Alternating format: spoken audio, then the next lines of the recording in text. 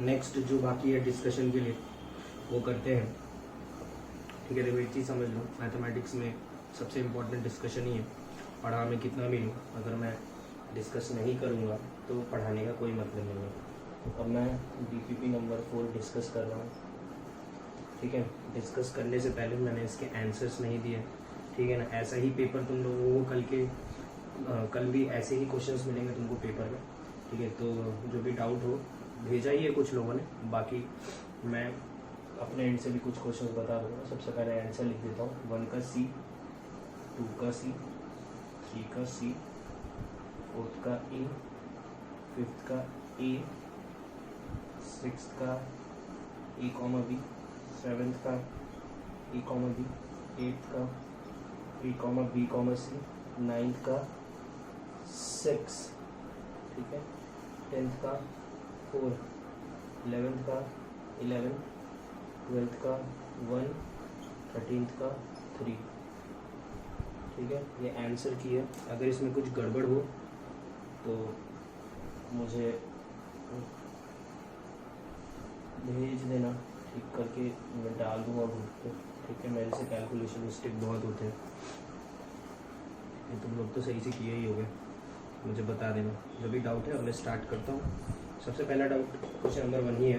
ठीक है, एक ही जन को डाउट था, किसी को पूछा था मेरे से, तो मैं बता ही देता हूँ, सभी देखो।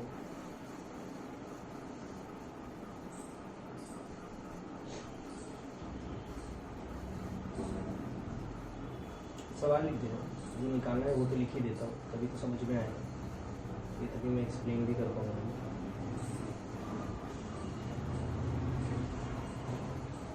ठीक है, ऐसे कुछ लिखा है। तो ये लिखा है number of elements in power set हो गए। तो ए में कितने एलिमेंट हैं? 3। तो उसके पावर सेट में कितने होंगे? याद होगा 2 की पावर 3। अरे उसके सबसेट्स बी में कितने एलिमेंट है? 2। तो उसके पावर सेट में कितने होंगे? 2 की पावर 2 प्लस ए में कितने एलिमेंट है? 3। तो उसके पावर सेट में कितने होंगे? 2 की पावर 3। 2 की पावर 3 कितना होता है? 8। तो उसके पावर सेट में कितने होंगे? 2 की पावर 8 प्लस बी में कितने एलिमेंट है? 2। तो उसके पावर सेट में कितने होंगे? 2 की पावर 2 4। तो उसके पावर सेट में कितने होंगे? 2 की पावर 4। 8 प्लस 4 प्लस 256 होता है, plus 16 is equal to 284। Clear? ठीक है। सेकेंड ये लिखा हुआ है 0.1 से लेके 0.101 के बीच में कितने इरेशनल नंबर है। तो तुम तो सबसे पहले यहाँ देख लो, 0.1 से लेके 0.101 के बीच में there are infinite real numbers. ठीक है ना, इन दोनों के बीच में इनफाइनाइट रियल नंबर्स हैं, उसमें से कुछ रैशनल होंगे और कुछ इरेशनल होंगे। सीधी सी बात है, इन दोनों के बीच में इनफाइनाइट रैशनल नंबर्स हैं एंड इनफाइनाइट इरैशनल नंबर्स हैं। ठीक है, तुम ऐसा समझ सकते हो कि एग्जैक्टली इस दोनों के बीच में जितने भी रियल नंबर होंगे इनफाइनाइट, उसमें आधे रैशनल होंगे और आधे इरैशनल होंगे। एक थ्योरम है, ठीक है ना, अभी तो अपने सिलेबस में नहीं है, कॉलेज वगैरह में जाओगे तो पढ़ लेना। ठीक है, तो तुमको तो बस इतना समझ में आना चाहिए यार, कोई भी दो नंबर्स के बीच में इनफाइनाइट नंबर्स होते हैं। मैं पूछूंगा इन दोनों के बीच में कितने रैशनल है, तो इनफाइनाइट रैशनल है, कितने रैशनल है, तो इनफाइनाइट इरैशनल है। ठीक है ना, किसी भी दो नंबर्स के बीच में। ठीक है, ये तो बन ही जाना चाहिए था। क्वेश्चन नंबर 3 करता हूँ मैं। ए सेट दिया हुआ है 5 कर्ली ब्रैकेट्स के अंदर 5। ठीक है, हमको बोल रहा है कि पावर सेट ऑफ ए निकालो। पावर सेट ऑफ ए का मतलब शायद तुम लोगों को याद होगा, मतलब एक ऐसा सेट जिसमें ए के सारे सबसेट्स हैं। तो सबसे पहले तो ये एम्प्टी सेट नहीं है, ये भी एम्प्टी सेट नहीं है। फिर से बता दे रहा हूँ, ये उस सभी में मैंने स्ट्रेस डाल के समझाया था तुम लोगों को। This is not an empty set, ये एम्प्टी सेट नहीं, ये है एम्प्टी सेट और ये है empty set, is empty set, ये एम्प्टी सेट नहीं है पहले तो। ठीक है ना, ये दोनों और कुछ नहीं, रिप्रेजेंटेशन और कुछ नहीं है। तो अगर मैं तुमको ये तुमको नहीं जम रहा है तो यार लो, मैं इसको स्टार और ओमेगा से रिप्रेजेंट करता हूँ। मैं इसको ऐसे ही करता था क्योंकि मुझे बहुत टफ लगता है, तो मैं इसको ऐसे ही करके दिखा रहा। तो अगर इसके सारे सबसेट्स बोलूँगा तो एक एक वाला, ठीक है, दो वाले, every set is a subset of itself और फाई। ये हो गया, ये हो गया इसके सारे सबसेट्स। तो पावर सेट ऑफ ए क्या होता है, सारे सबसेट्स को एक सेट में लिख दिया, काम खत्म। अब मैं वापस से जिसको जो माना था वो वहाँ पुट कर रहा हूँ। स्टार की जगह पे फाई डाल दे रहा हूँ, ओमेगा की जगह पे कर्ली ब्रैकेट ऑफ फाई डाल दे रहा हूँ, स्टार की जगह पे फाई, ओमेगा की जगह पे curly bracket of phi. Clear है? ठीक है ना, मैंने फाई को स्टार माना है और इस पूरे को ओमेगा माना है। ये आ गया। अब ये तो तीनों ठीक है, ये ऐसे ही सही है, ये ऐसे ही सही है, ये भी ऐसे ही सही है। इसको मैं ये यार देखो ना, और कुछ नहीं, ए ही तो लिखा है, इसको मैं ए लिख देता हूँ। तो ये आ गया तुम्हारा थर्ड का भी आंसर, सीधे आंसर देख सकते हो तुम।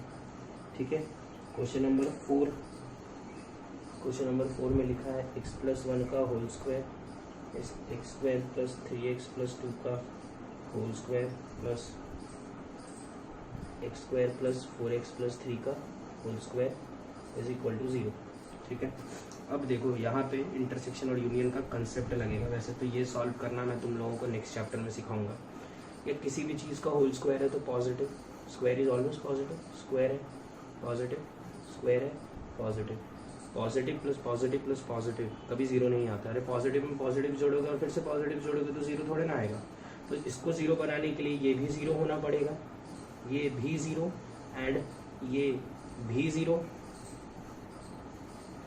एंड ये भी ज़ीरो, तीनों ज़ीरो होना पड़ेगा। ये कब ज़ीरो होगा, -1 पे। ये कब ज़ीरो होगा, सॉल्व कर लेना, -1 और -2 पे। और ये कब ज़ीरो होगा, -1 और शायद -3 पे हो रहा है। हाँ, -1 और -3 पे हो रहा है। अब एंड का मतलब क्या होता है, and means intersection, means common part. ठीक है ना, कॉमन पार्ट का मतलब जो तीनों में कॉमन है। अरे तीनों होना चाहिए ना, ये जीरो हुआ ये जीरो नहीं हुआ तो काम नहीं होगा, तीनों जीरो होगा तभी काम होगा, इसलिए मैंने बीच में एंड लगाया है। ठीक है, ये मैं तुम लोगों को नेक्स्ट चैप्टर में सॉल्व करना सिखाऊंगा, बस एक क्वेश्चन ऐसे ही दे दिया था। अब यह इन तीनों में कॉमन क्या है, इसमें -1 तीनों में एक ही चीज़ कॉमन है, -1। सारे आंसर मत लेना ना, -2 पे ये जीरो होगा ये दोनों नहीं होगा तो फिर जीरो कैसे आएगा टोटल। अगर ये पूरा जीरो होना है तो तीनों एक्स को -1 ही रख सकते तीनों जगह। तो x is equal to -1 is the solution. तो वहाँ पे सवाल में देखोगे तो नंबर ऑफ सॉल्यूशन पूछा है, कितने सॉल्यूशन है, तो कितने सॉल्यूशन है, एक सॉल्यूशन है। इसका आंसर है फोर्थ का ए, 1 सॉल्यूशन, एक ही आंसर है। क्लियर है? क्वेश्चन नंबर 5 तुमने पूछा नहीं है, क्वेश्चन नंबर 6 में करके दिखा चुका हूँ। क्वेश्चन नंबर 7 खुद से करो। क्वेश्चन नंबर 8 बता रहा हूँ मैं, क्वेश्चन नंबर 9 बता दिया है, 8 बताऊँगा, 10 बताऊँगा, 11 बताऊँगा, 12 बताऊँगा, 13 बताऊँगा, बस। ठीक है, फिर डीपीपी नंबर 4 भी डिस्कस्ड। स्टार्ट करते क्वेश्चन नंबर 8। देखो question number 8, S1 S2 S3 S4 कुछ तो भी देखे हैं, तो मैं सारे S1 S2 S3 S4 mark कर रहा हूँ।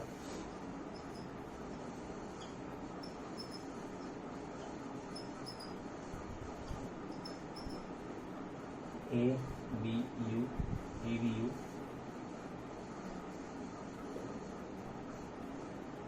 ये S1 ये S2 ये S3 ये S4।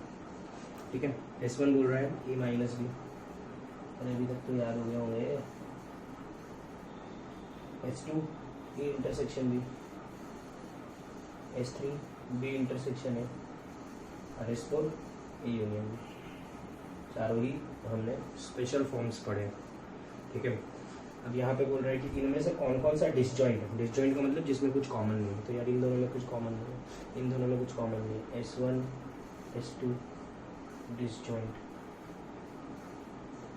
S1 S3 डिसजॉइंट, देख लो दोनों में कुछ कॉमन नहीं है, ये इधर है ये इधर है। S2 S3 disjoint. ठीक है, S1 S2 S3 भी डिसजॉइंट है। ठीक है, लेकिन S4 के साथ कोई भी डिसजॉइंट नहीं है। देख लो S4 और S1 में कॉमन है, S2 और S4 में भी कॉमन है, S3 और S4 में भी कॉमन है। तो आंसर दिख रहा होगा तुमको, समझ में आइडिया होगा क्या किया मैंने। ठीक है, ये हो गया। नेक्स्ट करते हैं क्वेश्चन नंबर 10। क्वेश्चन नंबर 10 तो यार इतना डिटेल में पढ़ा है, कल के पेपर में भी पूछूंगा, हो सकता है यही सवाल हो, कर लेना, 4 बार लिखा है जो भी है, ठीक है। तो ये मैं स्टार्ट करता हूँ। इसमें कितने एलिमेंट, 0, तो उसके पावर सेट में कितने एलिमेंट, 2 की पावर 0 क्या होता है 1, उसके पावर सेट में कितने एलिमेंट, 2 की पावर 1 क्या होता है वो 2, उसके पावर सेट में कितने एलिमेंट, 2 की पावर 2 क्या होता है वो 4, उसके पावर सेट में कितने एलिमेंट, 2 की पावर 4 क्या होता है वो 16। काम खत्म। के आ गया 16, हमको k बाई 4 पूछा है, दैट इज 4, ठीक है। मैंने तो ऐसे ही सॉल्व किया है इसको। आगे देखते हैं। Next question is question number 11, ठीक है। ये तुमने स्कूल में पढ़ा होगा, शायद नहीं पढ़ा है तो मैं नेक्स्ट चैप्टर में पढ़ाऊँगा ही, ठीक है ना। सारी बेसिक चीज़ें ये तुमको 0.45 का बार स्कूल में बताया हो, ये बार क्या होता है बताया ही होगा यार, सबको ही बताते हैं, मेरे को भी पढ़ाया था। तो ये लिखा हुआ है 0.45454545, तो जितने के ऊपर बार होता है उतने से मल्टीप्लाई करते हैं 100 से। 2 के ऊपर बार है तो 100 से मल्टीप्लाई करेंगे, तो मल्टीप्लाई करेंगे तो तुमको याद होगा, ऐसा सब स्कूल में पढ़ाया था, सब्ट्रैक्ट करते थे इसको, ठीक है। तो x आ गया 45/99, उसको 9 की टेबल से काटोगे तो 5/11, तो ये आ गया p/q, p आ गया 5, q आ गया 11। हमको पूछा है sum of all the elements of x, sum of all the elements क्या आ रहा है 7, मैंने क्या लिखा है आंसर 11, गलत है, 7 कर लेना यार, ठीक है। बोलो ना कैलकुलेशन मिस्टेक में बात करता हूँ, ठीक है। क्वेश्चन नंबर 12 देखो, ये भी मैं नेक्स्ट चैप्टर में पढ़ाऊँगा। 2 की पावर m प्लस 3, 3 की पावर 2m माइनस m, 5 की power m plus n plus 3, 6 की पावर n प्लस 1 अपॉन 6 की पावर n प्लस 1, n की पावर n प्लस 3, 15 की पावर m, ठीक है। इसको करने के 2 मेथड बता देता हूँ, पहला सब्जेक्टिव अप्रोच बताता हूँ, फिर ऑब्जेक्टिव अप्रोच बताऊँगा, ठीक है। सब्जेक्टिव अप्रोच देखिए, सब्जेक्टिव अप्रोच तो तुमने किक कर लिया होगा यार, मेरे को तो लग रहा है हो ही गया होगा तुम लोगों से। तो सबसे पहले मैं सबको 2 और 3 में चेंज कर लेता हूँ। तो ये है 2 की पावर m प्लस 3, ये भी 3 की पावर है, 2m माइनस n कोई प्रॉब्लम नहीं है, ये 5 है, ठीक है। 5 की power m plus n plus 3, ये 6 है, तो मैं 6 की पावर n प्लस 1 को लिख सकता हूँ, 6 को मैं लिख सकता हूँ 2 इंटू 3 की पावर n प्लस 1, और दोनों में डिस्ट्रीब्यूट करूँगा 2 की पावर n प्लस 1 इंटू 3 की पावर n प्लस 1 लिख देता हूँ।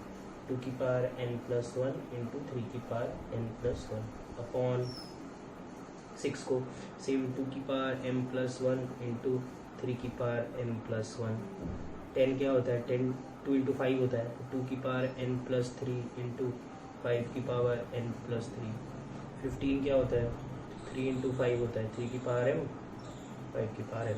बोलो क्लियर है, ठीक है, कोई प्रॉब्लम नहीं होगी। 2 फार्मूला पढ़े हो, x की पावर a इंटू एक्स की power b is equal to x की पावर a प्लस b, और x की पावर a अपॉन एक्स की power b is equal to x की पावर a माइनस b। ये 2 फार्मूला अगर पढ़े हो तो मैं अप्लाई कर देता हूँ, ठीक है।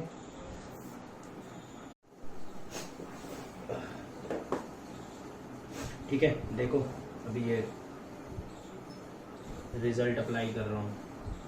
तो पहले तो 2 की पावर 2 की पावर 2 की पावर 2 की पावर, ठीक है ना, सारे 2 की पावर साथ में कर रहा हूँ। तो ये दोनों मल्टीप्लिकेशन में तो पावर्स ऐड होंगे, और ये दोनों डिवाइड में है तो पावर्स सब्ट्रैक्ट होंगे, ठीक है। तो लिख रहा हूँ 2 की पावर में क्या आएगा m plus n n plus 1, m plus 3 plus n plus 1, minus ये माइनस n 1, और माइनस ये माइनस n माइनस 3 की पावर में क्या आएगा लिखता हूँ, ये प्लस ये माइनस ये माइनस ये,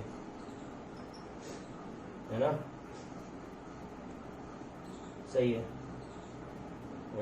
5 की पावर में क्या आएगा, ये m plus n plus 3 minus ये माइनस ये, तो देखो क्या आ रहा है, एम एम कट गया, एन एन कट गया, 3 3 कट गया, 1 1 कट गया, एन एन कट गया, 1 1 कट गया, 2m कट गया, m कट गया, एन एन कट गया, 3 3 कट गया, अरे सब तो कट ही गया, 2 की पावर 0, 3 की पावर 0, 5 की पावर 0, एनीथिंग की पावर 0 इज 1। क्लियर। लास्ट इसका दूसरा मेथड ऑब्जेक्टिव अप्रोच। तो यार ऑब्जेक्टिव अप्रोच क्या है, सुनो ध्यान से। सबसे पहले मैंने साफ साफ सवाल में लिख के दिया है इंटीजर टाइप। इंटीजर टाइप है तो इसका मतलब है कि इसकी जो वैल्यू आने वाली है वो इंटीजर आने वाली है, कुछ तो भी 1 2 3 4 से लेके 9 के बीच में, 1 से लेके 9 या 0 से लेके 9, क्या बोला है मैंने, हाँ 0 से लेके 9 के बीच में कुछ तो भी आंसर आने वाला है। अब देखो एक चीज़ तुमको क्लियर होना चाहिए कि अल्टीमेटली m और n तो कटेगा। अरे m और n बच जाएगा तो इंटीजर आंसर कैसे आएगा, m और n तो कटने ही वाला है, तो m और n कटने वाला है। देखो कटा भी था पूरा, तो हमको ये चीज़ समझ में आ जानी चाहिए कि m और n कुछ भी पुट करे, कुछ भी put any value of m, n, answer would be same, क्योंकि इंटीजर टाइप है। m और n की कुछ भी वैल्यू रखो आंसर सेम आने वाला है। तो क्या रख रहा हूँ मैं, m और n दोनों को मैं 0 रख रहा हूँ।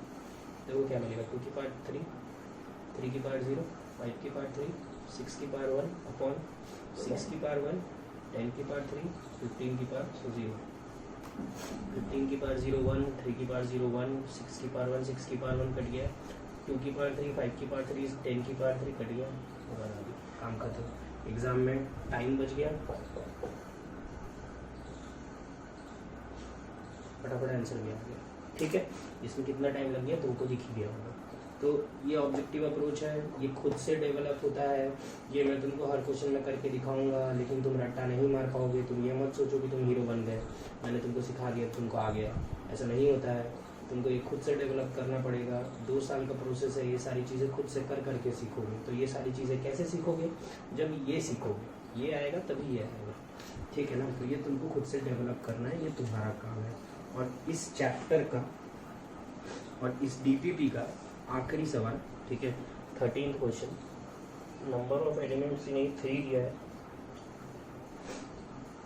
Number of elements in B 6 दिया है, और एक काम की चीज़ लिखी है ए द सबसेट ऑफ बी। तो समझ में आएगी, और पढ़ाई दिया, ये बी है, ये ए है, और ये यूनियन है। हमको बोला है कि नंबर ऑफ एलिमेंट्स इन, इसमें 6 एलिमेंट्स है, इसमें 3 एलिमेंट्स है, ए इंटरसेक्शन बी क्या आएगा, यही आएगा जो दोनों में कॉमन है। तो ए इंटरसेक्शन बी में कितने एलिमेंट्स हो गए, 3 एलिमेंट्स हो गए, 3 आंसर लिखा है। क्लियर। तो यहाँ पे ये डीपीपी पे डिस्कस हो गया है। ठीक है, अब तुम लोगों के 1-2 थियोरेटिकल डाउट्स हैं, और कुछ क्वेश्चंस तुमने खुद ने भेजे हैं मुझे, पता नहीं कहाँ से ढूंढ के। ठीक है, अच्छे क्वेश्चन है, वो मैं करके दिखा रहा हूँ। और एक सवाल जो मैंने तुम लोगों को भेजा था, ठीक है, कल मुझसे किसी ने पूछा था, वो मैं करके दिखा रहा हूँ। ठीक है, ओके।